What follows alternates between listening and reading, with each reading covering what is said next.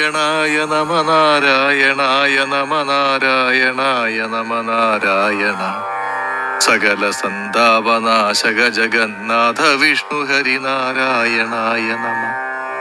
ഓങ്കാരമായ പൊരുൾ മൂന്നായി പിരിഞ്ഞുടനെ ആങ്കാരമായതിനു താൻ തന്നെ സാക്ഷിയതു ബോധം വരുത്തുവതിനാളായി നിന്ന പരമാചാര്യ രൂപ ഹരിനാരായണായ നമ.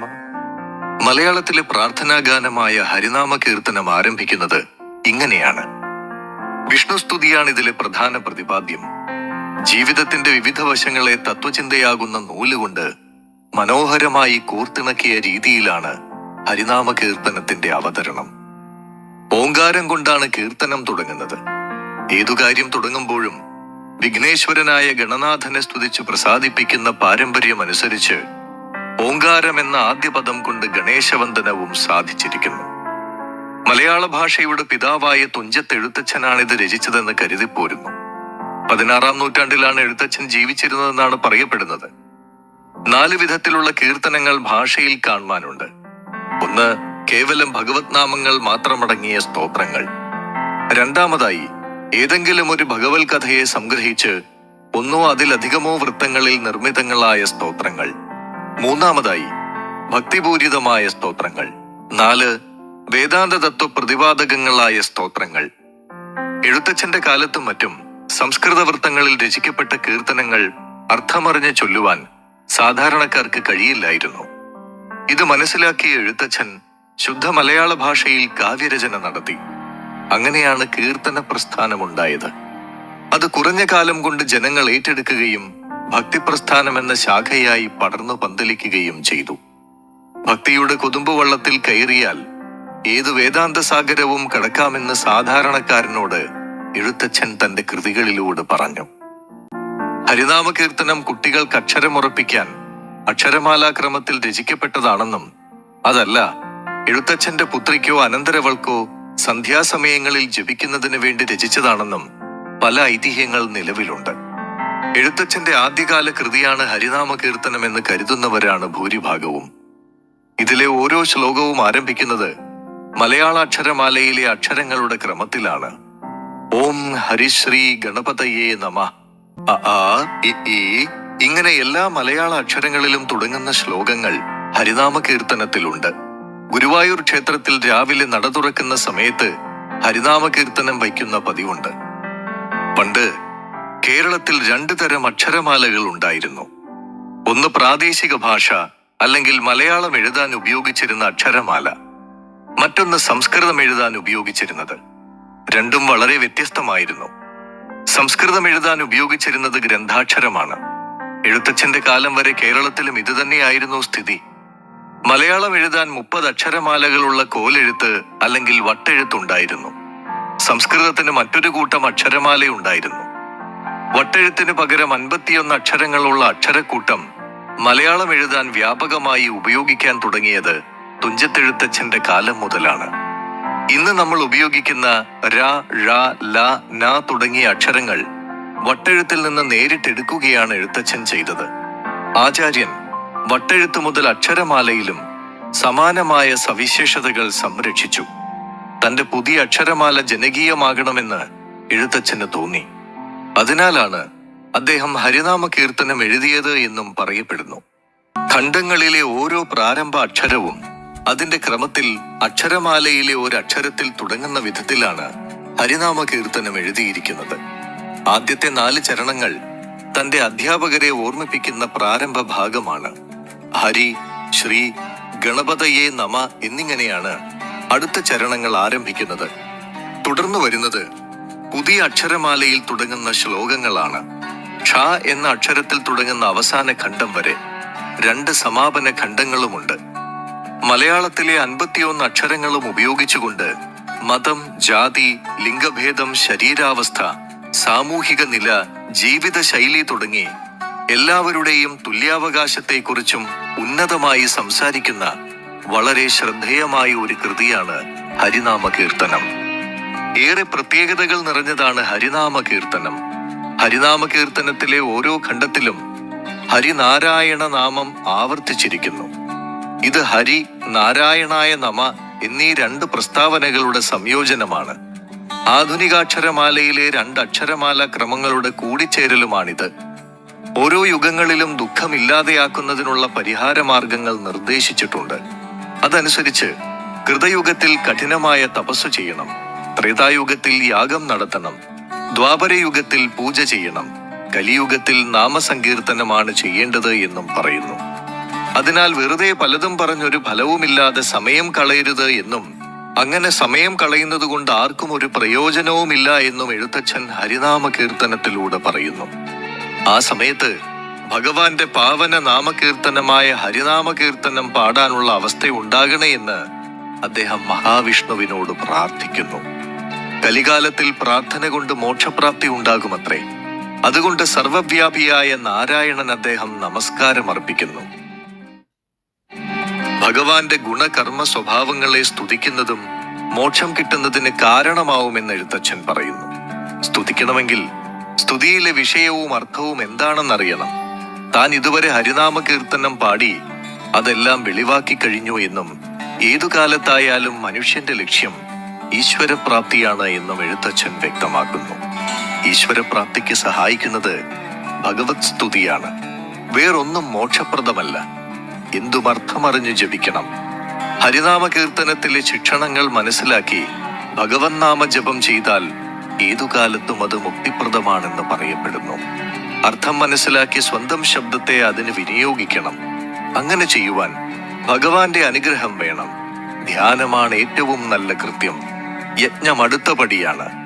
അർച്ചനയും അർപ്പണഭാവവും അതിനടുത്ത പടി. 4-മതേ കീർത്തനം വരൂ.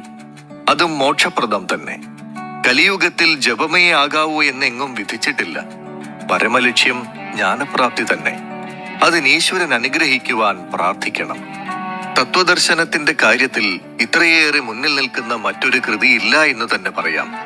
ഗാംഭീര്യമുള്ള തത്വചിന്തയുടെ വിവിധ ഘടകങ്ങളും തത്വങ്ങളും ഹരിനാമ കീർത്തനത്തിൽ കാണാം. എന്നാൽ അതെല്ലാം ഭക്തി എന്ന ഭാവം നിറഞ്ഞു നിൽക്കുന്നതാണ്. അതുകൊണ്ട് തന്നെ ഹരിനാമ കീർത്തനം ആലപിക്കുന്ന ഏതൊരാളുടെയും മനസ്സ് ഭക്തി കൊണ്ട് നിറയും. അതോടൊപ്പം അവന്റെ മനസ്സിൽ ഹൃദയവിമലീകരണവും സംഭവിക്കുന്നു.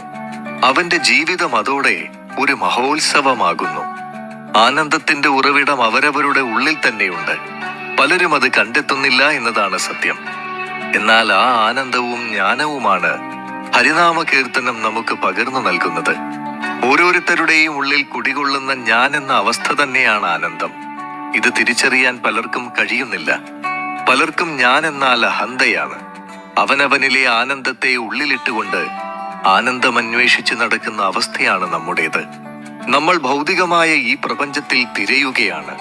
എന്നാൽ ഭൗതിക പദാർത്ഥങ്ങളിലുള്ള മോഹം ആനന്ദത്തെയല്ല, ദുഃഖത്തെയാണ് പ്രദാനം ചെയ്യുന്നത്. തുഞ്ചത്തെഴുത്തച്ഛന്റെ കൃതികളിൽ വലിപ്പം കൊണ്ട് ഏറ്റവും ചെറുതാണ് ഹരിനാമ കീർത്തനം. എന്നാൽ അതിലെ തത്വവിചാരം കൊണ്ട് അതിന്റെ സ്ഥാനം ഏറ്റവും ഉയരത്തിലാണ്. ഓരോ വാക്കും അത്രയധികം സൂക്ഷ്മമായാണ് എഴുത്തച്ഛൻ പ്രയോഗിച്ചിരിക്കുന്നത്. ഉപനിഷത്സാര സർവസ്വമായ ഈ കീർത്തനം പ്രണവോപാസന മുതൽ നാമകീർത്തനം വരെയുള്ള ഉപാസനാ സമ്പ്രദായങ്ങളും വിവിധ ഭാരതീയ ദർശനങ്ങളും ഉൾക്കൊള്ളുന്നു. ഹരിനാമ കീർത്തനം ആരംഭിക്കുന്നത് ഓം എന്ന പ്രണവമന്ത്രത്തോടെയാണ്.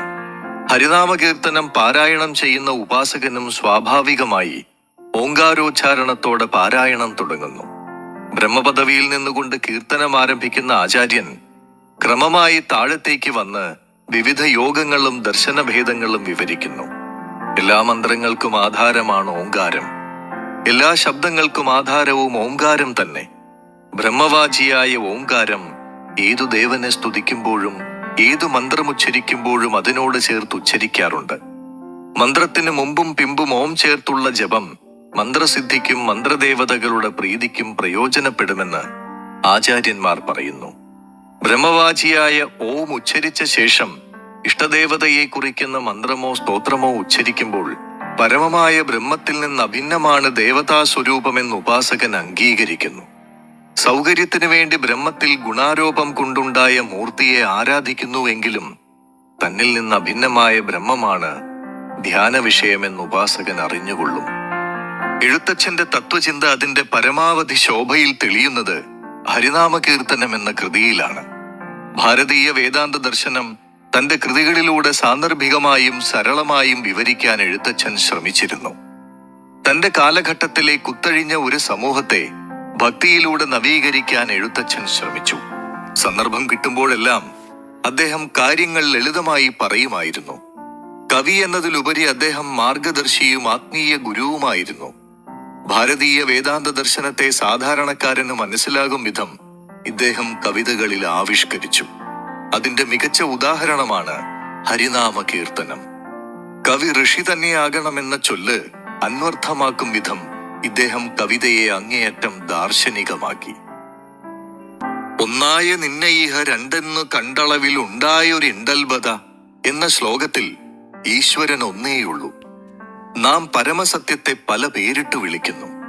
ഏകമായിരിക്കുന്ന ആ സത്യത്തെ രണ്ടെന്നു കണ്ടതാണ് എല്ലാ പ്രശ്നങ്ങൾക്കും കാരണം.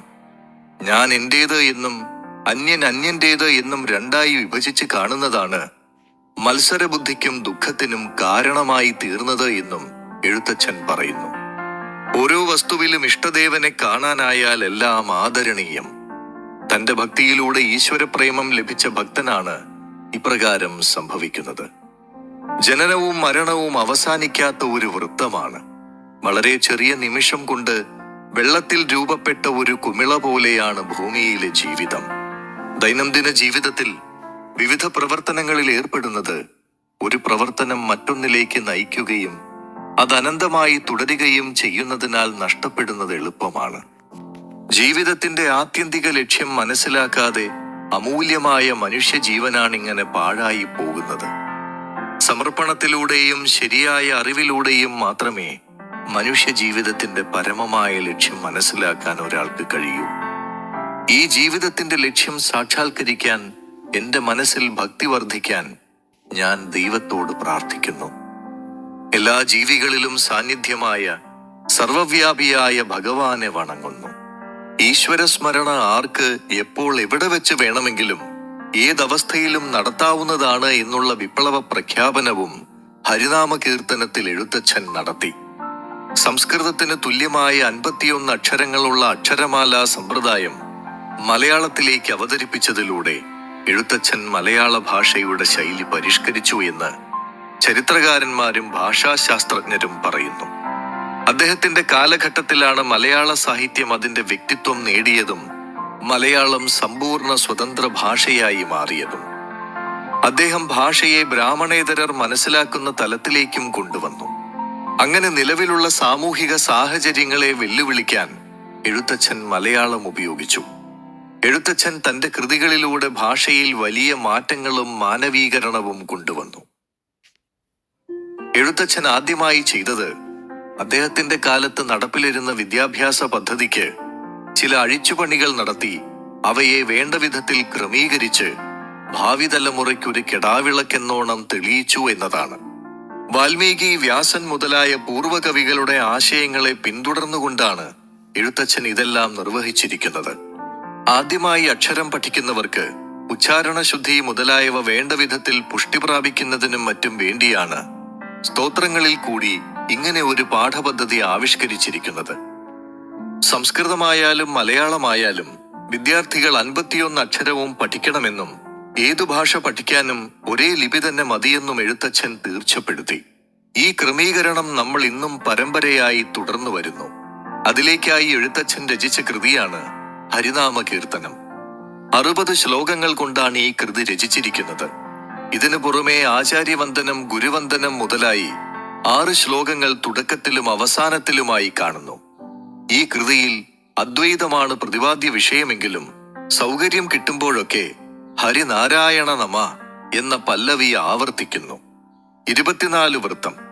ഭക്തിയുടെ 9 വകഭേദങ്ങളായ ശ്രവണം, കീർത്തനം, സ്മരണം, പാദസേവനം, അർച്ചനം, വന്ദനം, ദാസ്യം, സഖ്യം, ആത്മനിവേദനം എന്നിവയാണ് ഈ കൃതിയിൽ. ഇവയിൽ നാമകീർത്തനത്തിനാണ് എഴുത്തച്ഛൻ പ്രാധാന്യം കൽപ്പിച്ചിരിക്കുന്നത്.